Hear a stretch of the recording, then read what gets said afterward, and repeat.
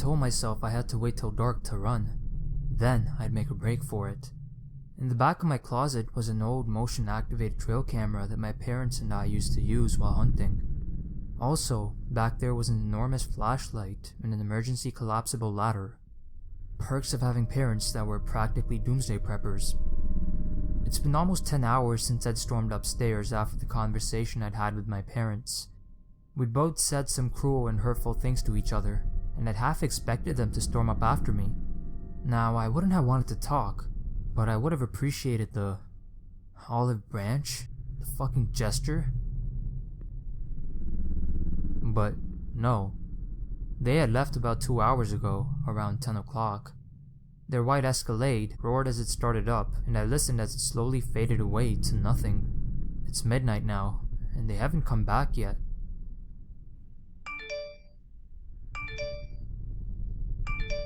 Shit, Archie. I mumbled. The chime sounded loud in the tomb-like silence of my room. I quickly silenced my phone as my heart stopped, and I held my breath and I watched as the shadows paused underneath my door.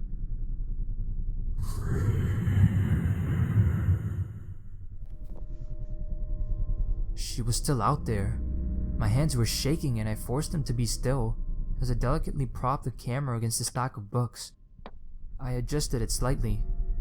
If anything happened, if anything came through that door, it would go straight to my phone. I saw my phone light up again, this time silently. It was Arjun, my friend. Arjun was a childhood friend of mine and lived in his parents' rental property about 15 minutes from my parents' house. We'd grown up together. We did everything together. We'd even lived on the same street since kindergarten. He was the Thelma to my Louise, the peanut butter to my jelly. Even after every pill.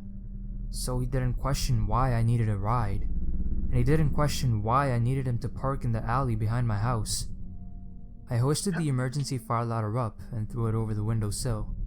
It clattered loudly to the ground, and I winced as it almost hit the windshield of Arjun's beloved dark red Pontiac. The cool, crisp October air rushed in, and my fingers froze as I braced myself against the frame of my window. My stomach dropped as I looked down. But before I could take a step further, suddenly I heard a noise behind me. My blood ran cold. I'd recognize that fucking sound anywhere. The camera. I whipped my head around, the giant blue duffel bag blocking my view. I strained to see around it, twisting my neck to look past it. It blocked my view, but I could still see as Paula, or whatever it was, slowly started to slide their hand underneath my bedroom door. Hand on Bible, I've never moved so fast in my life. Paula's hand was sliding under the door. I was standing in front of my bedroom door and I could see myself in the full-length mirror that was attached to the back. My skin was pale, drained of any color. My brown curly hair was wild and my dark green eyes were wide and scared. I was trying to move, but my legs felt like they were glued to the carpet. I tried to move. I could see Paula's fingers inching closer and closer to me. I couldn't move. I couldn't scream. Help. I wanted to scream. Help me. Help me. Help. Aimee. Aimee! Huh? I snapped back to reality. Arjun was standing in the doorway of his kitchen, a coffee in hand and his pug Milo strapped to his chest in a baby Bjorn carrier. Sorry. Rough night. Yeah, I figured. He bustled into the kitchen. His blue robe flapped as he pulled out the toaster and slammed it on the counter. His black hair was slicked back. His tanned skin looked moisturized, and he looked surprisingly coiffed for it being 7:30 in the morning. So, wanna tell me what the fuck is going on? I swallowed uneasily. I tucked away the small black book I was scribbling in. What do you mean? He threw me an intensely condescending look. Milo, the pug, had the audacity to copy it. How long have we been friends, huh? 17 years? And you think I can't read you like an open book? You're welcome to stay, but I need more information. For example, I didn't know you were back. Why aren't you at your apartment? What's happening with college? He brought over a plate of toast, setting it just out of reach. You get toast after you talk. Something inside me broke. Everything I'd been holding back from last night, hell, from this last month, came rushing out of me like a flood. My head fell to my hands, and sobs violently shook my entire body. Monroe, Arjun's gorgeous pitch-black husky, came trotting over and put her head on my knee. She whimpered softly. Whoa, Aimee. Paula came back. Arjun's face froze. You're joking. Is this a sick joke? His face was like stone. Paula? The older sister who disappeared when we were 6. My face was beet red, and a mess of snot streams and wet tears. Ranger found her at a campsite in Yosemite. She was at the hospital for about a week before my parents took her home. I think my parents and the cops are keeping it quiet because nobody knows. She's been at my house with me. I hiccup. Things. Fuck, Arjun. Sobs ripped apart my chest. I tried to steady myself, placing both palms on the cool kitchen table. Fuck. Things have been weird since she got back. Arjun went extremely still. He was looking at me oddly too, like he knew something I didn't. Weird? How? I can't explain. I pulled my phone from my pocket. Please, just watch this. The timestamp on the video read 3:01 a.m. The screen flickers once, then twice, then finally settles. It's pitch black, and it's hard to figure out what we're looking at. But I knew. It's the feed from the trail camera I left behind on my bedroom floor. Aimee, okay, I'm confused. Arjun said, exasperated. What are we watching? Shh. I said softly. Just watch. 3:02 a.m. Movement. The door is shaking. Violently. For at least 30 seconds, the door is practically rattling off its hinges. Fortunately, there's no sound in the video. Then, suddenly, it stops. Nothing.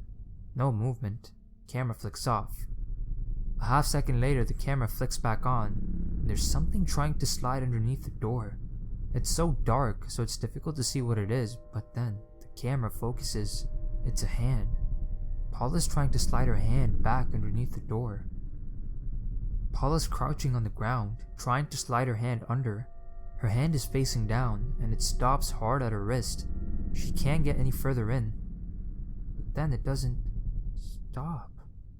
Her hands stretches into my room. Her wrist is almost a foot long now, stretched unnaturally thin. Her fingers, bent like spiders, are pulling themselves along the baseboards as if searching for something. She starts stretching upwards. Her hand stretches out of frame, but I know what she's reaching for. The door suddenly swings open and her emaciated, unnaturally thin arm retracts like a tongue back into the snake's mouth. Nothing. 30 seconds pass. The hallway is as dark as my room. Then suddenly, there she is. She's crouched down, walking on all fours. Her arms and legs are bent unnaturally, pushing her belly against the floor. She's moving slowly, as if in pain.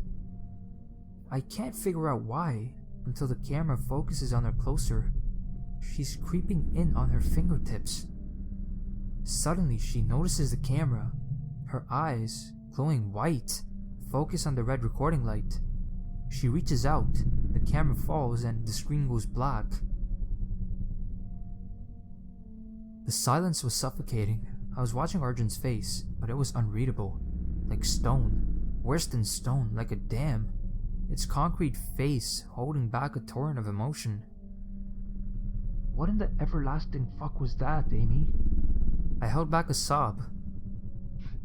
I left the trail camera in my room before I left with you. It's activated by motion.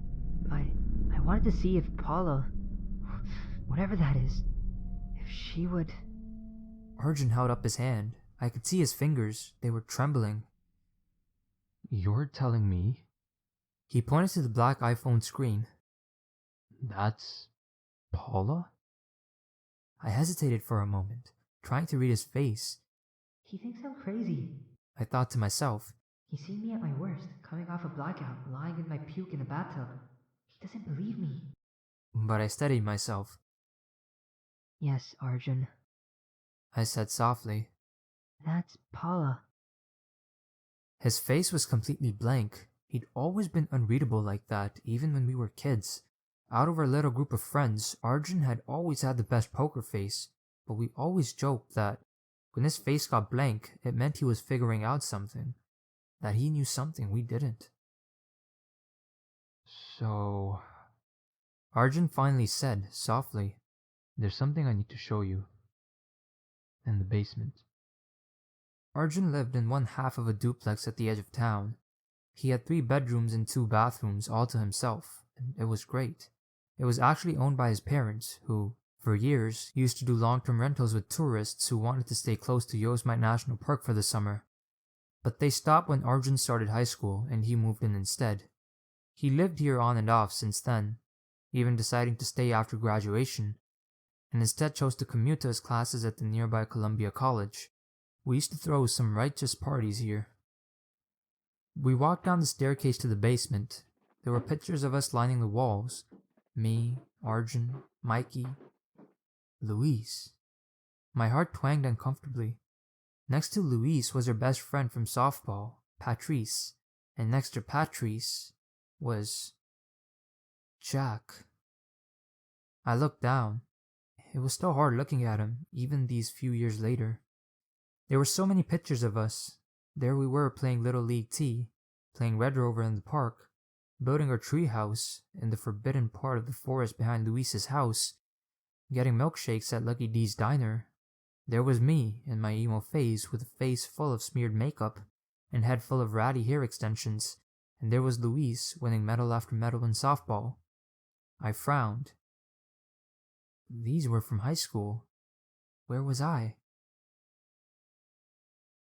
Oh yes, I was high. Hey, Aimee. Focus. You zoned out again. I snapped back. The door to the basement was padlocked. Arjun looked deadly serious. There's something I need to tell you. He whispered. But you have to promise me that you won't tell a soul what I'm about to show you.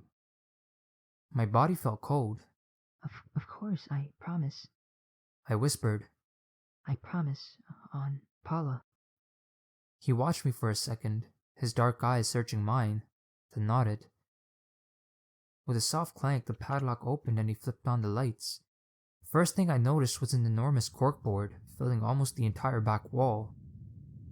It was filled with photographs, newspaper clippings, and large slips of paper with dates on them. 1962, 1977, 1992, then 2007, read the slips of paper, and below was crammed with newspaper clippings and printouts from the internet. Alien spaceship takes another. Finally, evidence of Bigfoot? Jamestown halfway house reports another missing. The clipping screamed at me. Large photographs of men, women, and kids were also stuffed into the crowded space. They looked like pictures pulled from yearbooks, mugshots, and random Facebook pages. Bits of red yarn were strung between the photographs and dates. And there, right in the center of the board, were 10 large photographs. They were labeled with a large, blocky handwriting. Missy Pulte, Dana Tebben, Mary Sanders, Kristen Poltansky, Daphne Titz. I trailed off. Paula Richards. Arjun? I said, turning to him. You're looking for the missing girls. Not missing. He said grimly, his bright smile gone. Gone. Dead. I felt sick. Arjun pointed at the board. In 2007, 10 girls went missing in Grovefield over the course of the last week in October. At first, there was nothing. No outrage, no police response, nothing. grow field, or grave field I should say, covered it up. The longer Arjun talked, the more murderous he looked. I looked into it. The 5 girls that disappeared first, Kristen Poltansky, for example. He pointed to a mugshot of a small, smarmy girl with dishwater blonde hair. Burnouts. Kristen especially, consistently in and out of rehab. She was 15 years old and a drug addict, living on the street. Still, to this day, the police haven't filed a missing persons report for her. I frowned. So what makes you think she's missing? Maybe she's just run away. But he was shaking his head. I talked to what's left of Kristen's family. They haven't spoken to her in years. He looked over to me, the bare light bulbs above through his face in sharp relief. 15 years, to be exact. I was trying to wrap my head around it. The faces in the photographs staring down at me, the overwhelming amount of internet printouts of conspiracy theories, and reports of missing persons reported from inside Yosemite National Park. It was starting to make my head swim. Finally, I had to ask. So I know the story. I know the conspiracy theories, the rumors about that week. I tried to swallow, but my throat felt sticky. But how does Paula fit into this? Her name left a bitter taste in my mouth. And fuck, Daphne? Luis's sister? Daphne wasn't a burnout, and neither was Paula. Arjun didn't even notice my discomfort. He was too wrapped up into what he was looking at. Kristen, Missy, Dana, Mary, and Ellie Dando all disappeared on the same day. The Monday of the last week in October. He paused. It was so quiet you could have heard a pin drop. Milo suddenly sneezed, scaring us. Then, on Wednesday, Daphne and 3 of her best friends disappear. They were having a sleepover at Daphne's house. Next morning, gone. Vanished in the middle of the night. He turned to me. I could feel him looking at me. Then, Paula disappeared. She was last, on that Friday of the last week of October. My heart was thudding uncomfortably. I felt hot and dizzy, and I could feel tears beginning to burn in the corners of my eyes. Angrily, I wiped them away. I couldn't look at the board anymore. I looked away. There were big filing cabinets next to the corkboard, with enormous binders stacked on top. 1962 to 2007 was written in big, bold black letters on the binder at the very top. I felt sick. Who do you think you are, not telling me about this sooner? My stomach, coated with thick layers of grime and bile from the past 15 years, felt ready to explode. Why the fuck didn't you tell me about this earlier? Arjun seemed taken aback by the violence in my words. Aimee, His face twisted. I'm sorry I didn't. This is my sister you're investigating. My voice cracked. I jabbed my finger hard into his shoulder. My life, and you didn't think to tell me about this? I shoved my fists into the pockets of my sweatpants.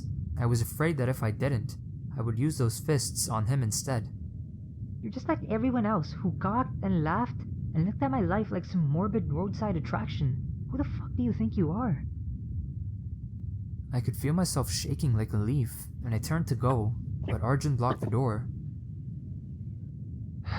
That wasn't my intention, Aimee. I love you. You know that. He grabbed my shoulders. I couldn't move. Arjun was a big dude. He towered over all the other kids, even the ones on his basketball team. Ever since this tragedy occurred to you and to Luis, I never stopped thinking about it. Not once. Never stopped wondering about it.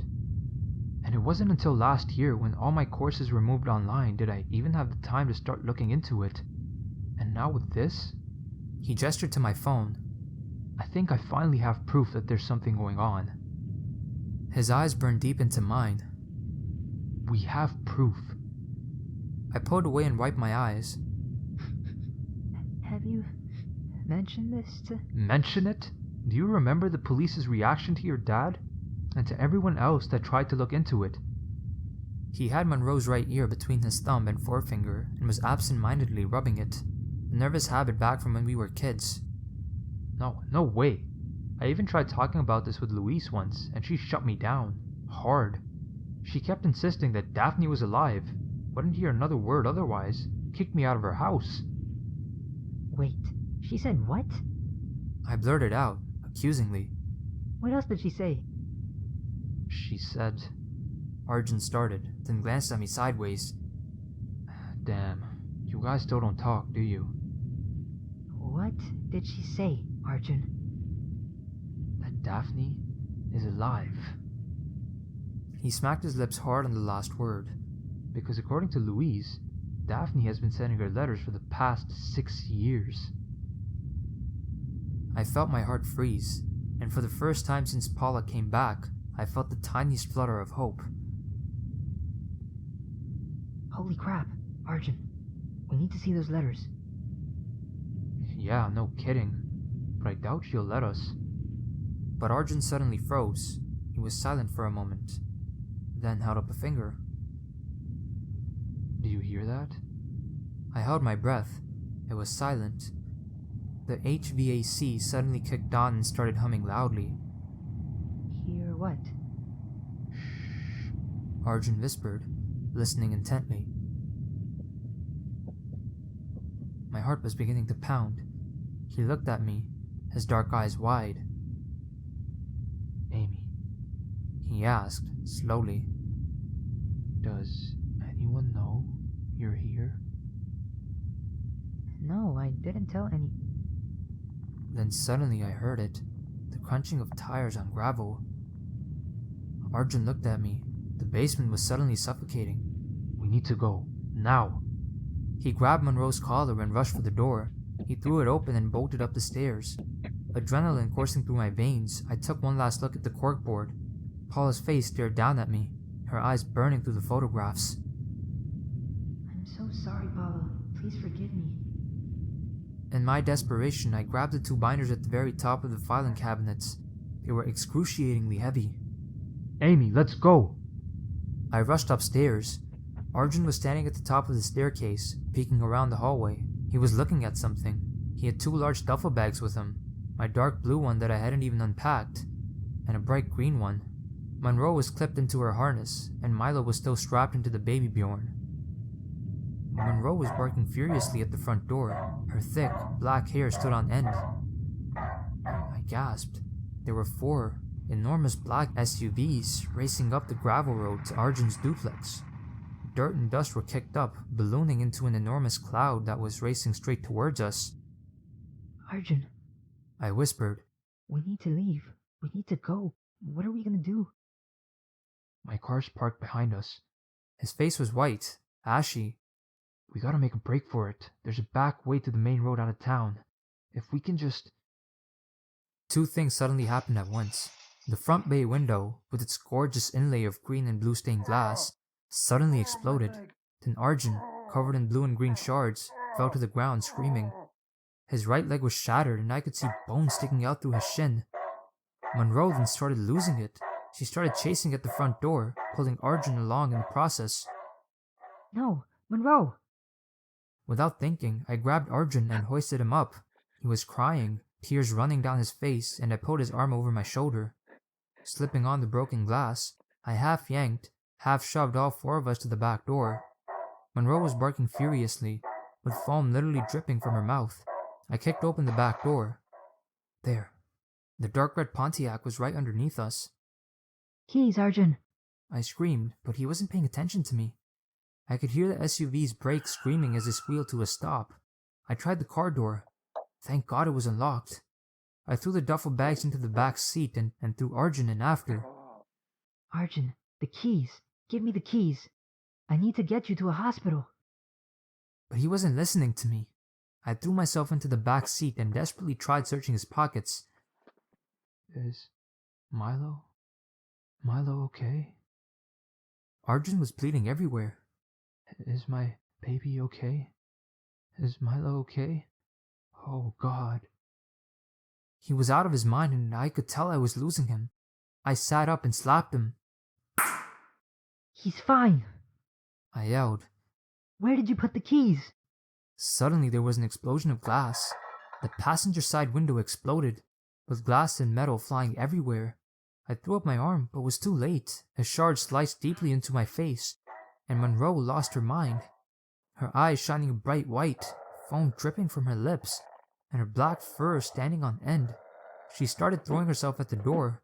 Arjun, sobbing, tried to hold her back. There. My heart stopped. I held up the keys. Got you. With a defeating roar, the Pontiac howled to life. I whipped the car around, grinding the tires into the asphalt. An overwhelming smell of burning rubber flooded through the broken window. The back road from Arjun's duplex cut through a dense thicket of forestry that separated his isolated complex from the rest of the town. You had to take a sharp right into the forest, and that led straight through to the downtown area. The road was bumpy and full of treacherously deep potholes, but I knew we'd be safe if we managed to make it into the thick vegetation. He's gonna die in the back seat. I thought to myself. I couldn't catch my breath. I could feel myself on the very edge of a massive panic attack. First Paula, now him. I can't let him die. I won't let this happen again. Stay with me, Arjun. I glanced back at him. He looked pale. You'll be okay, buddy. Hang in there, buddy. You'll be... Okay, I love you, but shut up, Aimee. Arjun grunted, spitting up glass. No hospitals. Take me to Jack. I was flabbergasted. Arjun, you've got a fucking bone sticking out. Jack and his Boy Scout first aid skills aren't going to help you. God damn it, no hospitals! Arjun screamed. Go to Jack's. He's staying at his dad's house. Okay, fine. I yelled back. Fine. I said again, quieter. But only because you're dying, Arjun. Only reason I'm going to my ex's house. We were about to take the turn away from Arjun's duplex, and I glanced quickly one last time in the rearview mirror to make sure we weren't being followed. A flash of bright white caught my eye. A man, dressed in an all-white suit, was standing at the back door. He was pale, even paler than I, and his blonde hair was slicked straight back. On his right wrist was a thick, black bracelet, like the ones we used to purchase from Hot Topic. The asshole was waving goodbye. I flipped him off.